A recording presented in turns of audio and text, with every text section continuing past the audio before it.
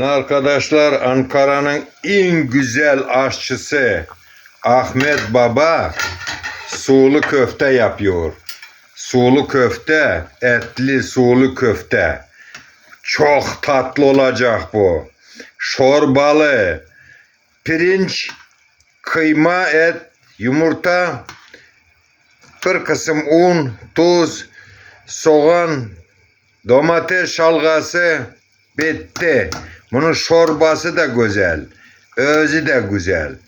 Bu yemek arkadaşlar çok güzel yemek. Sulu köfte. Ahmet Aşçı Ankara'da yapıyor bunu.